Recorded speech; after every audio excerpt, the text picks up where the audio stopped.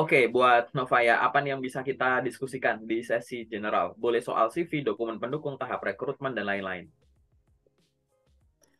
Kalau sekarang kan lagi zamannya CPNS gitu ya Pak. Sebenarnya Hmm? kan saya juga masih bingung nih sama CPNS, masih buta banget gitu Pak. Kalau CPNS itu memang formasinya itu memang harus jurusan, misalkan dia kualifikasinya jurusan A, jadi kita harus cari formasi yang jurusannya A gitu. Jadi kayak otomatis langsung mental atau gimana gitu Pak? Ya, Kayak pengen oke. tahu. Aku jawab dulu ya.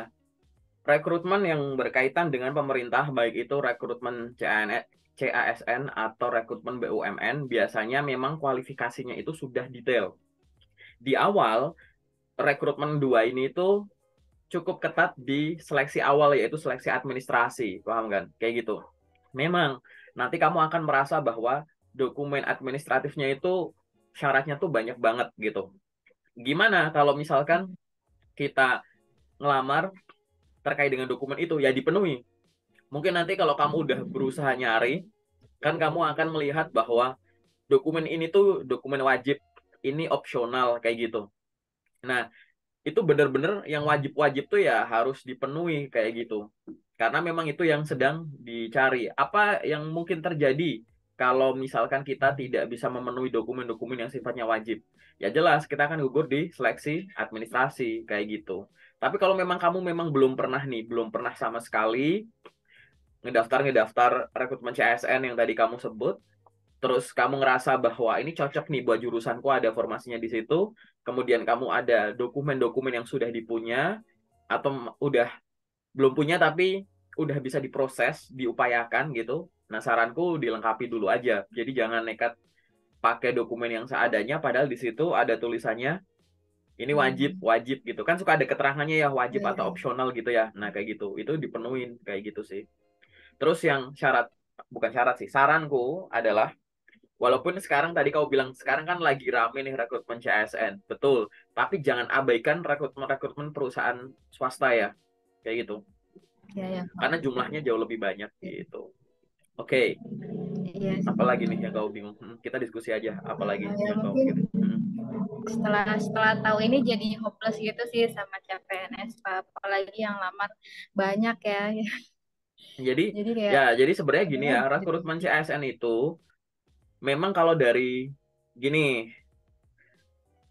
jumlah pelamar suatu loker itu pasti lebih banyak dari jumlah lokernya, itu pasti. Kamu nggak bakal hmm, jadi kandidat tunggal di loker yang disebar gitu ya. Kamu nggak bakal jadi kandidat tunggal. Pasti iya. persaingan tuh ada. Nah, memang persaingan di awal tuh memang persaingan dari sisi administrasi tadi. Administrasi itu mulai dari kelengkapan infonya, kedua dari info-info yang tertulis. Jadi mungkin kamu silahkan diingat-ingat bahwa suka nggak suka, kamu di awal akan dinilai dari apa yang tertulis. Entah itu CV, dokumen pendukung, kayak gitu. Nah, itu akan dinilai di situ. Nah, penilainya kan ibaratnya, ini dokumen administrasi awal udah lengkap belum? Oke, udah lengkap. Yang kedua, Hmm. coba kita lihat isinya, gitu. Nanti kalau udah meyakinkan, oh, dia cocok nih untuk posisi ini, kasih kesempatan tahap selanjutnya dan seterusnya.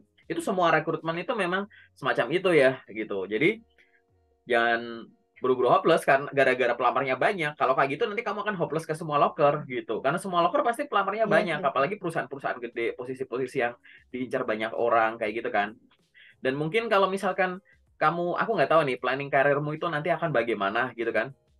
Nanti kalau misalkan kamu ngerasa pengen nyoba CSN tahun ini ya silahkan. Mau nyoba yang besok-besok lagi juga boleh kayak gitu.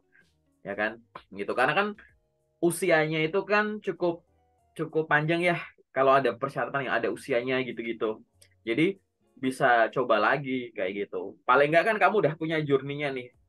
Banyak kok teman-teman di grup yang suka sharing gitu ya bahwa oh aku yang ini tuh cuma aku pelajari dulu Kak karena baru pertama, terus aku gimana nanti coba daftar lagi. BUMN juga bisa begitu. Rekrutmen yang Hmm. swasta juga bisa gitu. Ya kan, misal kamu ngerasa masih kemampuannya masih kurang dan lain-lain kan, buat sampai ke sini kan ya ada orang bisa langsung, ada yang kemana dulu baru ke sini dan lain-lain gitu. Disesuaikan dengan planning karir kamu aja sih gitu. Terus apa lagi nih yang Iya pengen kamu sih benar tanyakan? sih Pak. Hmm. Ada lagi sih Pak. Ini sebenarnya kayak aku udah coba cari sih, tapi aku belum nemu jawaban yang benar-benar puas di aku gitu kan. Aku Waduh, apa tuh? cari di internet atau TikTok gitu nih. Misalkan ada Mhm. yang bilang kayak kita mau psikotes, nah terus itu sebenarnya lebih baik kita nggak usah belajar gitu. Terus ada yang bilang kayak perlu belajar juga. Itu kalau menurut Bapak sebagai HRD, itu tanggapannya gimana? Kalau Oh, misalkan tentang psikotes. oke, aku kasih disclaimer ya, aku bukan HRD, aku user, oke? Jadi aku nggak pernah jadi HRD, aku jelasin dulu. Jadi gini, psikotes itu memang ada tim pro dan tim kontra. Ini biar kamu tahu basicnya dulu ya. Ada tim yang silahkan belajar, silahkan enggak, oke? Aku agak panjang nih, biar kamu logikanya kebentuk. Jadi psikotes itu adalah suatu metode yang digunakan untuk mengukur sesuatu yang ada pada kamu. Paling simpel tuh apa sih? Mengukur kondisi psikologi, intelijensi, dan interaksi. Jadi kira-kira kalau kamu berinteraksi sama orang gimana, kalau kamu berinteraksi sama tekanan gimana, berinteraksi sama deadline gimana, kayak gitu. Nah, untuk mengukur itu semua, itu ada metodenya. Pakai ibaratnya alat tes psikologi, alat ukur psikologi. Nah, orang yang boleh menggunakan alat ukur psikologi, alat tes psikologi, itu cuma psikolog dan ilmuwan psikologi. Itu ada undang-undangnya, gitu. Hmm. Jadi nggak bisa sembarang orang asal nge-share, sebenarnya ya, asal nge-share alat tes psikologi, kayak gitu. Itu nggak bisa dilakukan semacam itu. Alat tes psikologi itu nggak bisa disebar-sebar kayak gitu, paham ya maksudku ya, kayak gitu. Jadi Iya, heeh. dia itu harus psikolog dan ilmuwan psikologi yang boleh. Nah, kemudian banyak tes-tes yang mirip-mirip sama alat tes psikologi tadi, kayak gitu. Misalkan tes-tes yang berhubungan dengan tes potensi akademik dan lain-lain, kayak gitu. Oke, yang itu akhirnya nyebar. Sampai akhirnya ya karena ketidaktahuan adanya aturan ini mungkin ya di masyarakat luas, akhirnya kamu bisa menemukan soal dan jawaban psikotes tuh yang nyebar gitu. Padahal ya sebenarnya itu nggak boleh disebar gitu. Alat tesnya maupun hasil tes orang-orangnya. Kan itu udah ada aturannya, udah diatur di UU. Itu dulu, pahami dulu di situ. Nah, kita sebagai Hmm. seorang job seeker, gimana? Boleh nggak kalau kita akhirnya nanti belajar soal psikotes? Jawabanku bisa boleh, bisa enggak. Jadi kayak gini. Tapi aku akan cenderung boleh, tapi dibatasi hanya untuk biar kamu tuh tahu cara pengerjaannya gitu. Hmm. Jadi ibaratnya soal psikotes tuh apa aja sih? Oh, ada yang ngitung, ada yang nulis, ada yang hafalin, ada yang gambar, ada yang begini, ada yang begini, ada yang ngitungnya begini-begini, ada yang modelnya begini. Terus pelajari dulu, oh kalau soalnya ini nanti cara pengerjaannya tuh gambarnya begini-begini. Gunanya apa?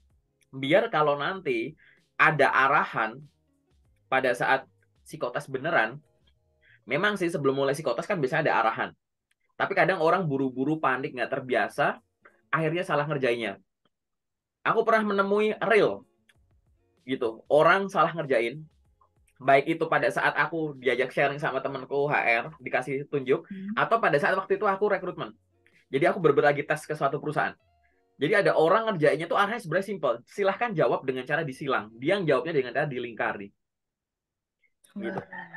Kalaupun jawabannya semua benar, kan nggak ngikutin aturan. Kayak gitu. Terus habis itu terkait dengan cara ngerjainnya. Kadang ada yang pakai coret-coret. Gitu. Ada yang ada, pokoknya arahan-arahan tertentu lah gitu. Kalau mau ngitung-ngitung, padahal simple ya, gitu. Coret-coretannya di baliknya soal misalkan. Itu dia di lembar jawaban. Atau kalau enggak jawabannya shifting. Maksudnya kayak dia mau jawab nomor satu, malah diisi nomor dua. Jadi ke shift gitu. Jadi waktu ngerjain ke terakhir, loh kok pilihannya hilang dan lain-lain gitu. Mungkin karena panik, grogi atau apa. Mungkin soal gambar juga. Gambar harusnya begini, nggak boleh pakai penghapus dan lain-lain misal. Tapi kok pakai, terus cara pengerjaannya gitu. Yang hitung harusnya yang ditulisnya begini, begini dan lain-lain semacam ini. Biar apa? Biar kamu tuh ada skenario dulu di sini. Skenario-nya tuh apa? Skenario-nya adalah, oh, kalau soal tipe kayak begini nih, aku yang lemah. Paham nggak? Kayak gitu. Hmm, ya. Nah, itu yang bisa kamu latih. Paham nggak maksudku? Hmm. Jadi bukan Ya, ngelatih ngerti, Pak. soal psikotesnya. Karena soal psikotes dari satu perusahaan-perusahaan lain, kamu nggak tahu. Mereka tuh pakai tools yang mana aja. Gitu. Ya kan?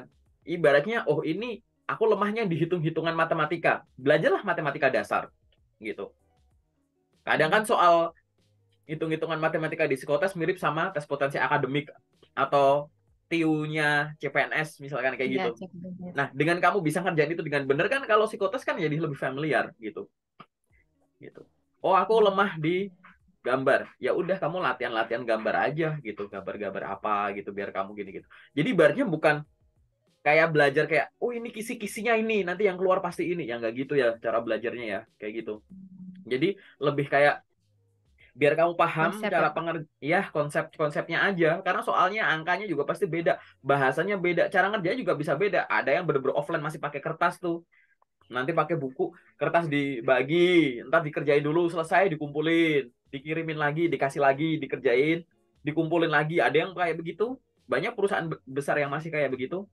Ada yang bener-bener online gitu, ngerjainnya tinggal klik-klik ngikutin arahan, nanti kamu on cam kayak gitu, bener-bener ngerjainnya langsung di sini. Kalau ada coret-coretnya ada kertas di sini, ya udah gitu, klik klik klik klik gitu.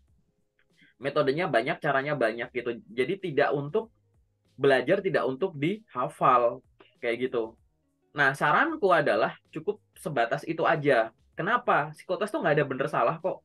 Yang ada tuh Hmm. tadi ya, kondisi psikologi kamu pada saat ngerjain itu. Pokoknya hasil yang terukur dari soal tadi tuh sesuai nggak sama yang dibutuhkan untuk ngisi posisi itu gitu.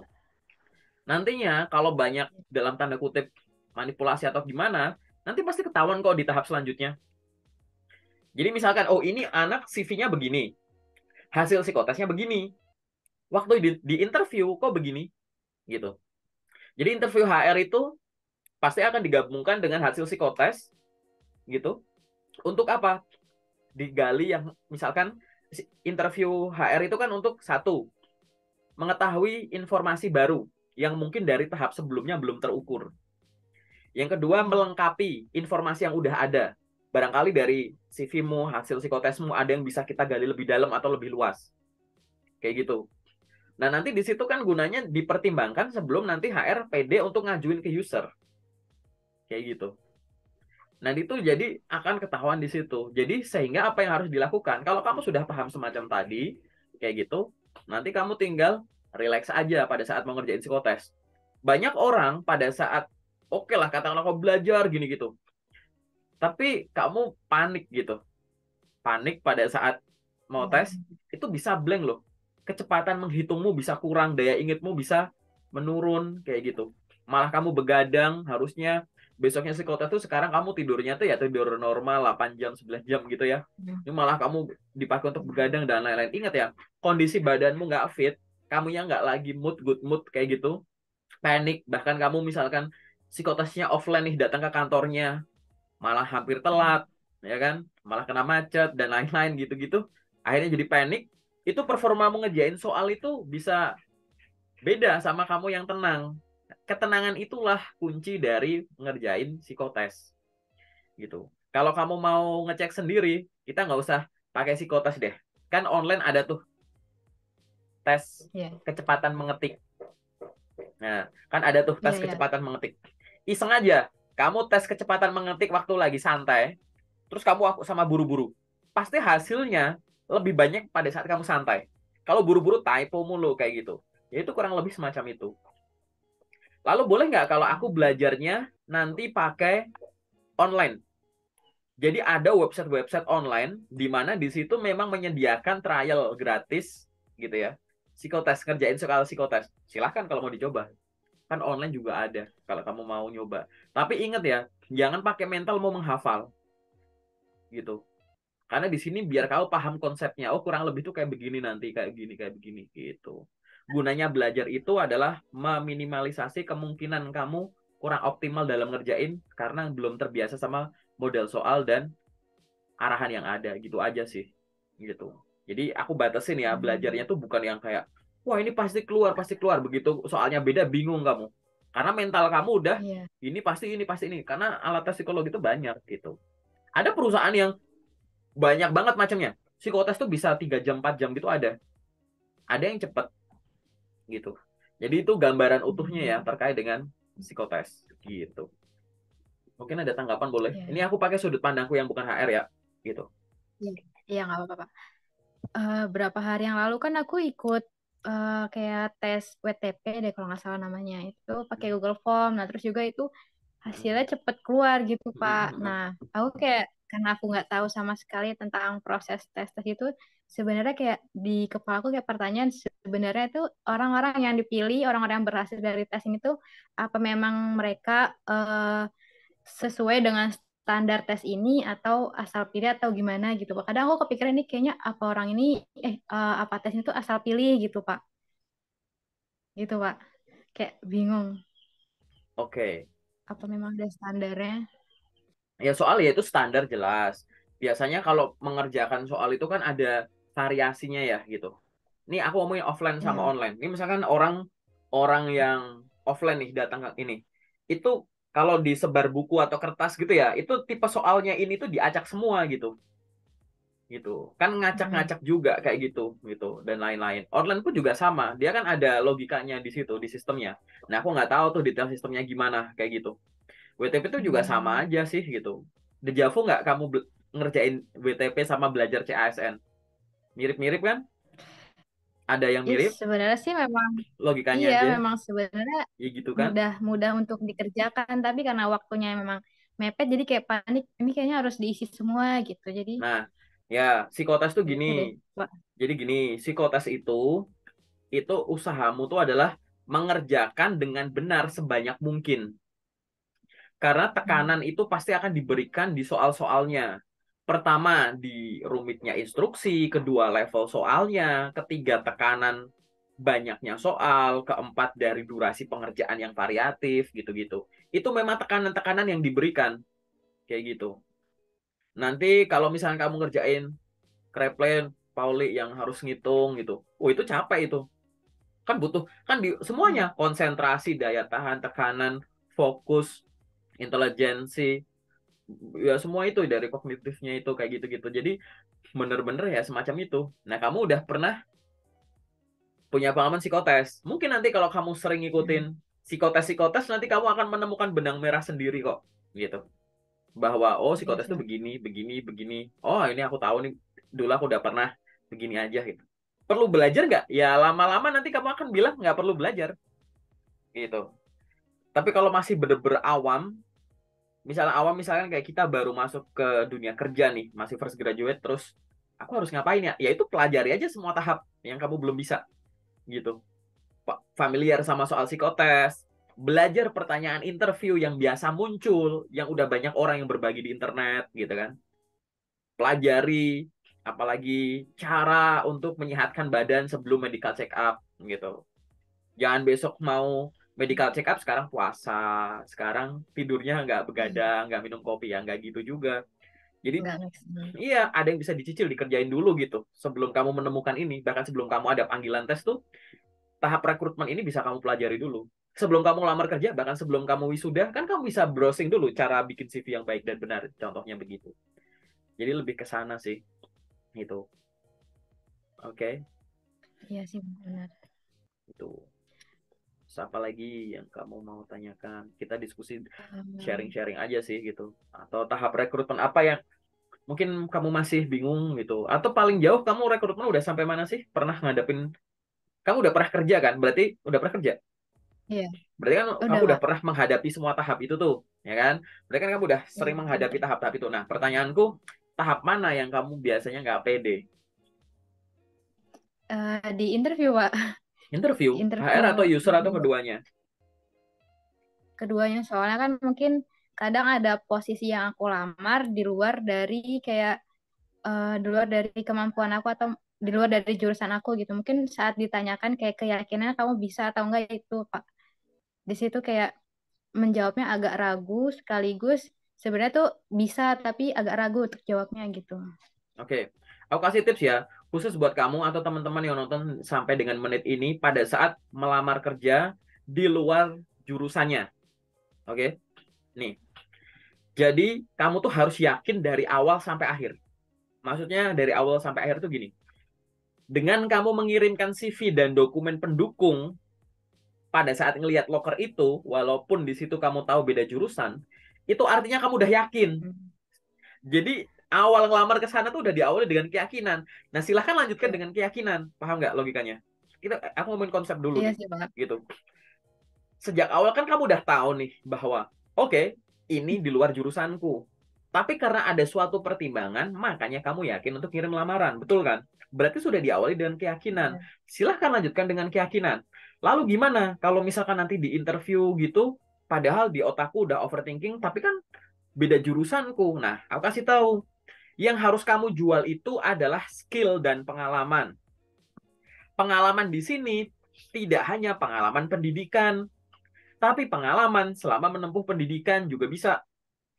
Kok sama jurusanku kayaknya nggak sesuai ya?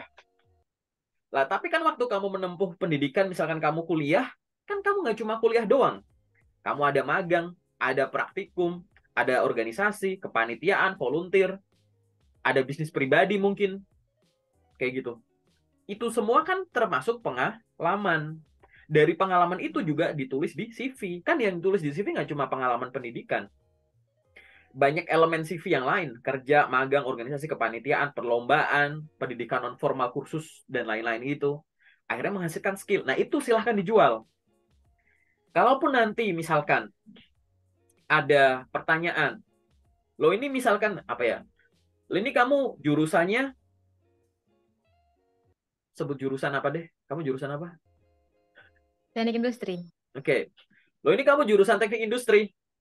Kenapa daftar jadi customer service? Gitu. Kan kerjaanmu kan sama mesin-mesin gitu ya, gitu. Misal kayak gitu. Kenapa kok kamu daftar jadi customer service? Ya sampaikan saja. Baik Bu atau Baik Pak, terima kasih. Memang jurusan saya teknik industri yang banyak bersinggungan dengan mesin atau alat. Namun selama saya menempuh pendidikan, saya juga menyibukkan diri dengan kegiatan-kegiatan di luar pendidikan formal saya. Saya bergabung dalam beberapa organisasi dan kepanitiaan di mana saya dipercaya menjadi ketua acara dan ketua departemen.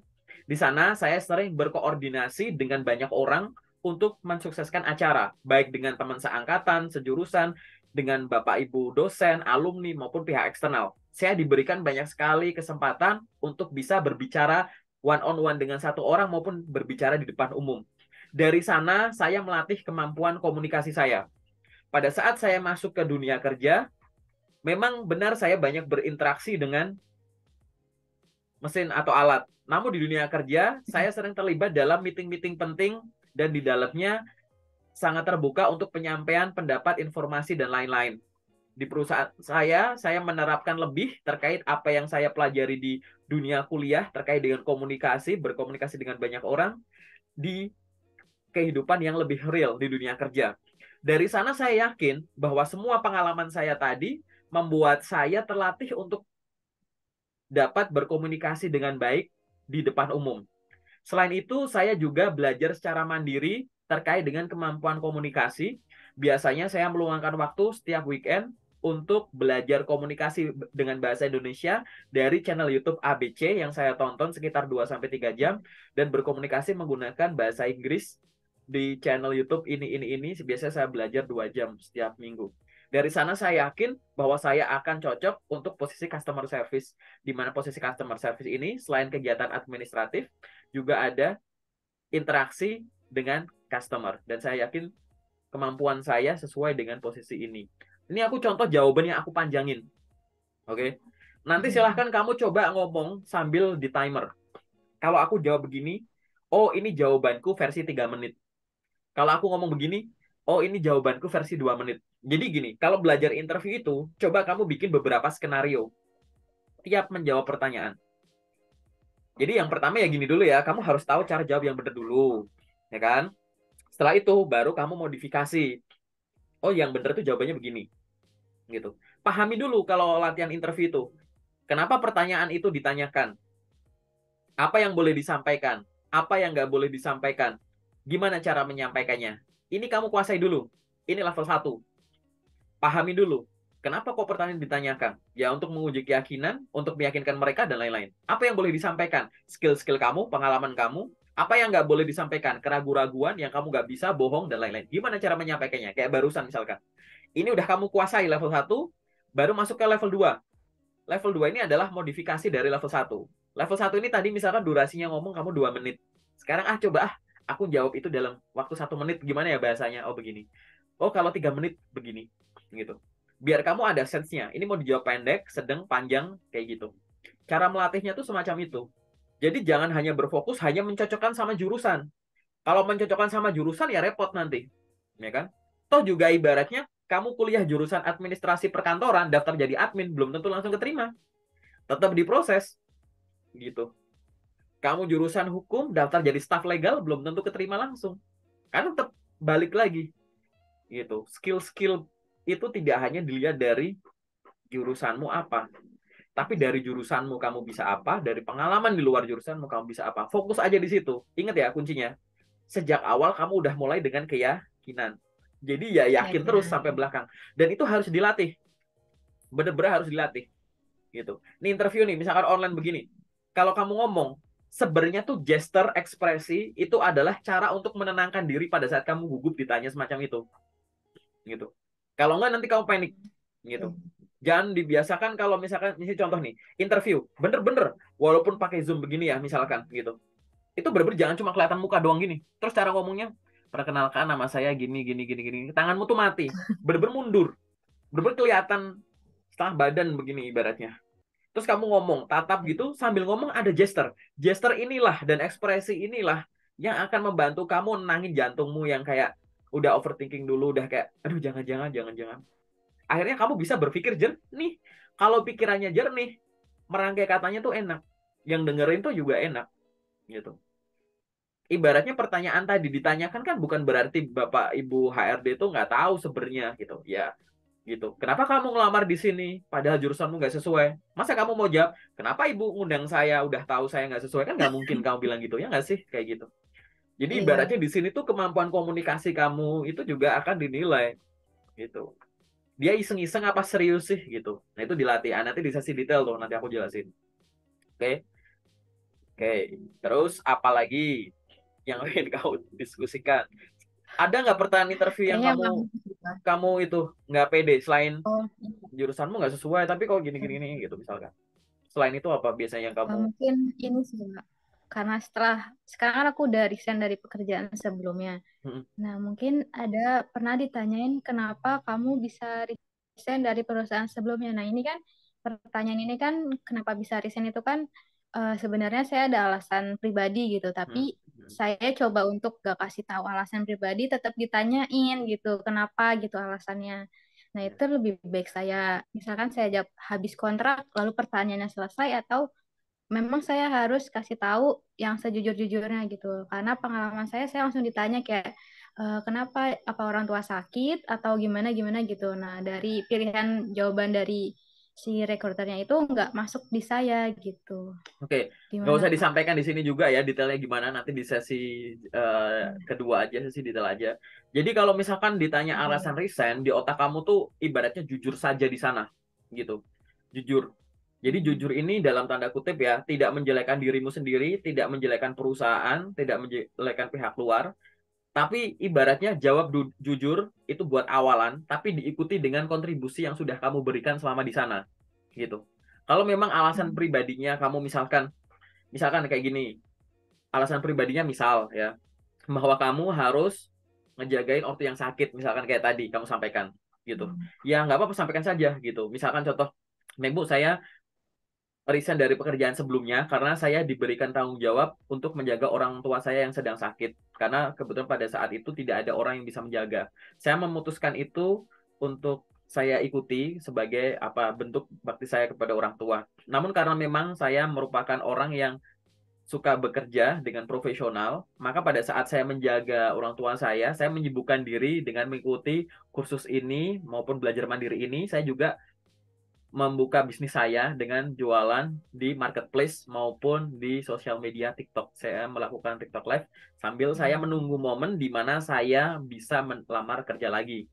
Karena memang saya suka bekerja di dunia sales dan marketing dan alhamdulillah orang tua saya sudah sehat, maka saya memutuskan untuk kembali ke industri. Dari pengalaman saya dari pekerjaan sebelumnya, sebelum saya resign, di sana juga saya sudah memberikan kontribusi berupa mampu menjual sekian produk senilai sekian miliar pada 1 tahun. terakhir sebelum saya memutuskan untuk resign. Saya ingin melakukannya lagi, dan saya sudah lakukan pada saat saya menjaga orang tua saya, dan sekarang saya ingin melakukannya lagi di industri. Saya harap saya bisa melakukan itu di perusahaan ini pada saat saya diberikan kepercayaan dan kesempatan gitu.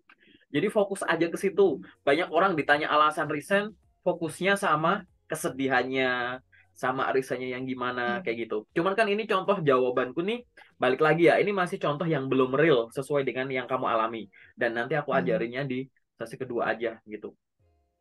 Ya, Oke, ya kayak dapat gitu. sih Pak pandangan barunya Mm-mm. di sini. Jadi jadi kayak gitu. Kalau Hmm. memang nanti akhirnya kamu misalkan nih, mohon maaf nih, pahitnya kamu mengalami PHK, ya nggak apa-apa gitu. Kamu sampaikan aja Hmm. gitu bahwa perusahaan melakukan, jadi sampaikan saja bahwa perusahaan atau manajemen mengambil keputusan untuk melakukan PHK kepada ratusan karyawan guna untuk menjaga gitu ya stabilitas kondisi perusahaan, dan saya menghargai itu. Namun gitu, sebelum saya sebelum apa misalkan aku sampaikan aja gitu, sebelum saya resign memang sudah disampaikan informasi dari pihak manajemen bahwa nanti kalau misalnya kondisi sudah bagus lagi, kami diperkenankan untuk melamar ke perusahaan itu lagi gitu. Nah, di sini saya memutuskan bahwa untuk melamar ke perusahaan ini karena saya merasa bahwa begini, nggak apa-apa kalau mau ada kayak gitu. Kalau misalkan apalagi ada pokoknya kondisi kondisional atau pindah kota, sampaikan saja gitu. Saya memutuskan resign dari perusahaan sebelumnya karena sebelumnya saya ditempatkan di kota A dan saya harus mengikuti keluarga saya untuk pindah ke kota ini. Saya belum dapat bekerja di kota ini dikarenakan saya harus berada tidak jauh dari orang tua, walaupun memang setiap harinya dari perusahaan sebelumnya saya sering untuk bekerja itu sampai lembur-lembur. Namun saya tetap memastikan tetap bisa pulang ke rumah karena ada tanggung jawab yang saya lakukan di rumah. Tapi dari pengalaman saya Hmm. sebelumnya, saya mampu melakukan ini. Jadi ibaratnya alasan tuh hanya di awalan aja. Di belakang itu kamu fokus sama kontribusi yang sudah Kontribusi. kamu berikan, dan dari perusahaan itu akhirnya kamu punya modal apa yang itu bakal kamu terapin di perusahaan baru ini kalau ada kesempatan gitu no. Hmm. Cukup jelas ya? Iya jelas Pak. Oke, Iya jelas ya. jelas banget. Soalnya Gambarannya emang ke situ. kemarin-kemarin, kemarin-kemarin Ya, tuh aku jawabnya memang tentang fokus kesedihan sih, bener yang Bapak bilang. Aku nggak kasih tahu di luar itu yang bisa aku kasih tahu ke recruiter. iya. Mungkin salah aku di situ. Jadi banyak tuh sebenarnya, oh kamu kalau mau minum kopi minum aja. Jadi banyak orang yang, jadi banyak ya di interview itu pertanyaan-pertanyaan yang mengarah ke kesedihan, tapi Hmm. akhirnya tuh kita tuh nggak boleh kebaper gitu. Nggak boleh ke menjual kesedihan gitu ibaratnya. Apa hal paling menyedihkan yang pernah kamu alami dalam hidupmu? Bisa loh ditanyakan itu, pertanyaan itu. Itu kalau Hmm. kamu Iya. ngejawabnya pakai baper, nggak pakai logika, habis di situ gitu. Jadi kalau ditanya Iya, iya. apa hal yang paling menyedihkan yang pernah kamu alami dalam hidupmu? Apa tekanan terberat kamu di dunia kerja sebelumnya? Apa hal paling menyebalkan yang bikin kamu emosi, bikin kamu sedih di kantor sebelumnya? Itu kalau kamu kebawa pertanyaannya, nggak dicerna gitu. Itu benar-benar kamu bisa nangis-nangis, bisa Hmm. marah-marah gitu. Walaupun nggak Iya, iya. terucap, Bapak Ibu HRD itu bisa ngelihat dari mata, matamu ngelirik kemana, gestermu, badannya goyang-goyangnya gimana, gitu-gitu. Itu akan dinilai semacam itu. Nah, di sini lebih berfokus pada bukan sedihnya. Ingat ya, kalau ada pertanyaan yang diarahin secara umum dulu. Kalau ada pertanyaan yang dalam tanda kutip, kalau ditelan mentah-mentah itu mengarah ke kesedihan, fokusnya bukan ke kisah sedihnya, tapi fokusnya pada cerita bangkitnya. Paham nggak? Gitu. Iya, iya, Pak. Gitu. Jadi bukan ke kisah sedihnya. Apa kekurangan yang kamu miliki? Sebutkan kelebihan dan kekurangan, tapi biasanya kekurangan doang. Apa kekurangan yang kamu miliki? Itu kalau kamu baper ngomongin kekurangan, sedih kamu.